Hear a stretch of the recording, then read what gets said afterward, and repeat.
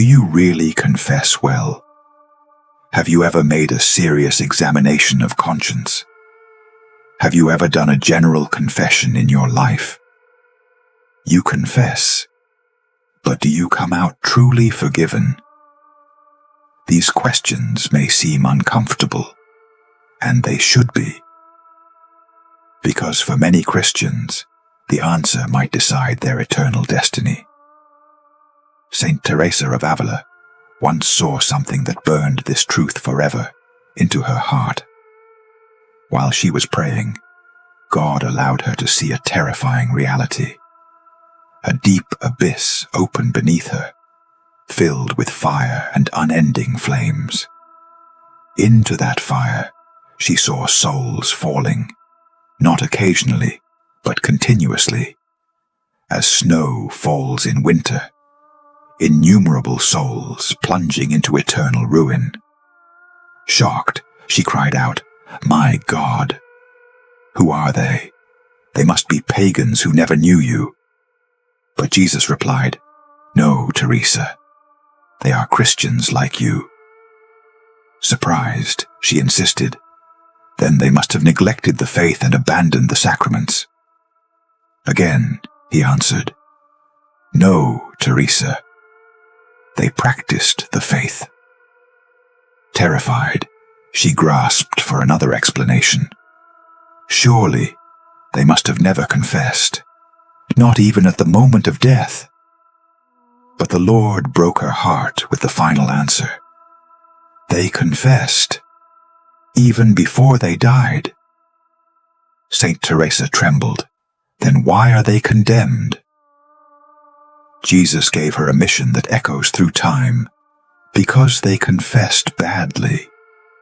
He commanded, "Go, Teresa, tell everyone."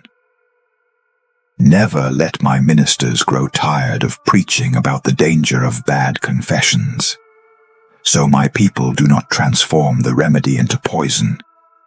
This event is recorded in Make a Good Confession by Reverend Father Luis Chiavarino. This should terrify every one of us, not to frighten us away from confession, but to wake us up to its incredible seriousness. Jesus did not give us this sacrament to be a routine or a formality. He gave it to save us from hell. The document reminds us that sin is not merely a mistake.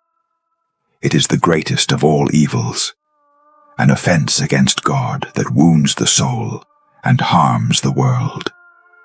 Mortal sin destroys sanctifying grace, and unless forgiven, leads to eternal separation from God. If we die in mortal sin, no matter how many times we went to Mass or received communion, we face eternal ruin. That is why Christ instituted confession on the night of his resurrection. Whose sins you forgive, they are forgiven. Whose sins you retain, they are retained. Confession is the battlefield where heaven fights to reclaim a soul from hell.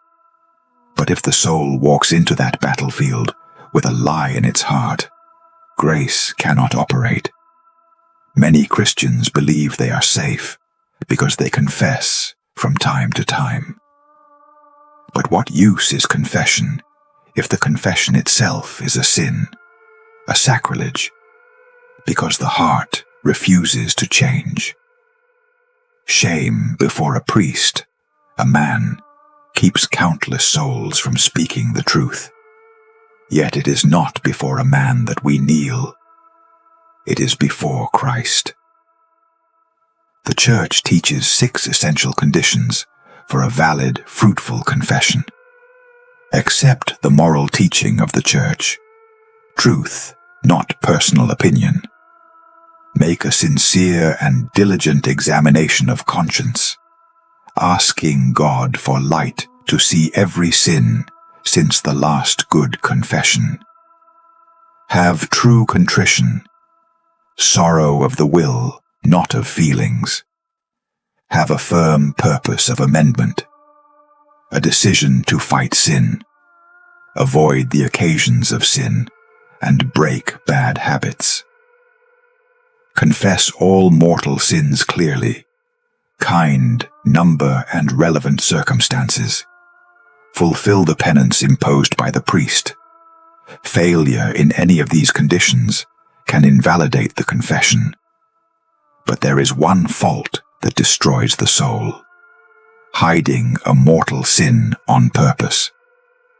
The document is explicit. If someone has ever intentionally hidden a grave sin, even once, every confession after that remains corrupted, unless the truth is finally spoken. The person may believe they have peace, but their conscience is silenced by routine and numbness. They live in a state of sacrilege. Hell is full of Catholics who hid sins because of human respect, because they cared more about what a priest might think than what Jesus thinks. The beating heart of confession is contrition. There are two types: perfect contrition, sorrow because God, who is infinitely good, was offended; imperfect contrition, sorrow due to fear of hell or punishment. Both are accepted by God in the sacrament, but no contrition, a heart that refuses to abandon sin, makes the sacrament useless. Confession is not magic. It requires surrender. It requires truth. It requires that the sinner desires, at least at that moment, to fight against sin. And here is the terrifying truth revealed to Saint Teresa.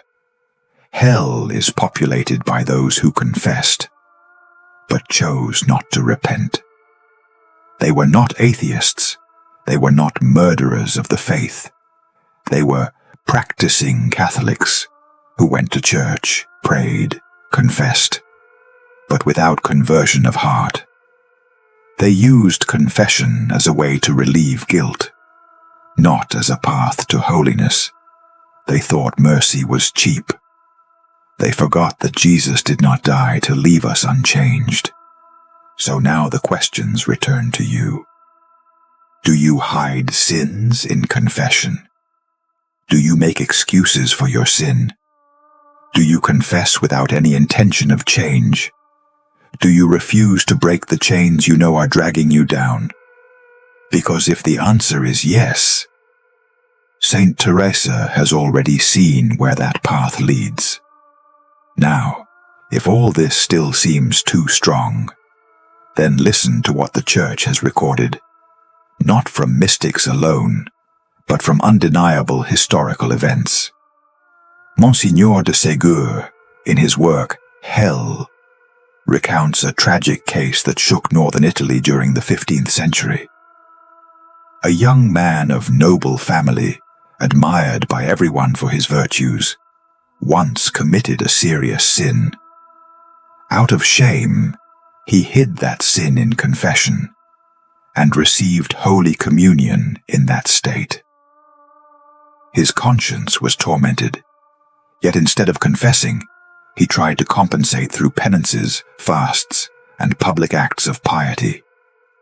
People began to think he was a saint, but he continued confessing every little thing, except that one sin he was too proud to admit.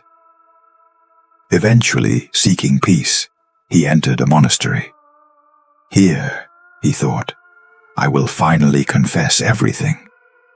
But when he arrived, the monks praised him as a model novice, and his shame only grew. He postponed again. Days became months, and months became years. He increased his penances, but never confessed what chained his soul. When death came, he planned a general confession. Yet pride once again twisted his words, disguising his guilt under vague admissions. The confessor understood nothing. He died, and the monks, believing they had lost a saint, prepared solemn prayers for him. But before the funeral rites, One monk saw a horrifying sight near the altar. The dead brother appeared in chains glowing red with fire, his face disfigured by supernatural flames. He said with agony, "Do not pray for me. I am in hell for all eternity." Then he explained the story of his hidden sin and vanished, leaving a stench of sulfur that filled the church as a testimony. His body was removed and denied ecclesiastical burial, for he had died in sacrilege. Everyone thought he was a saint, but God revealed the truth. And why was he condemned? Not because of his weakness, not because of his past sin, but because he refused to confess it. Not sins, but unconfessed sins drag souls into hell. What good are fasting, charity, vigils, and rosaries if pride keeps one mortal sin in the dark? On the cross, Jesus suffered more than we can imagine, not so that we might hide sin, but so that we might have courage to let him destroy it. A single lie in confession, a single mortal sin willingly hidden, can outweigh a lifetime of outward holiness. So ask yourself, is there anything you have been too ashamed to confess? Anything you have excused so many times that you now call it normal? Anything you hope God will just forget? God forgives everything, except the sin we refuse to bring into his light. Confession is the sacrament of resurrection. It restores grace, wipes eternal punishment, strengthens us against future sins, revives the merit of past works, and restores peace to the conscience. The devil trembles every time a sinner confesses well, every time a priest raises his hand and declares, "I absolve you."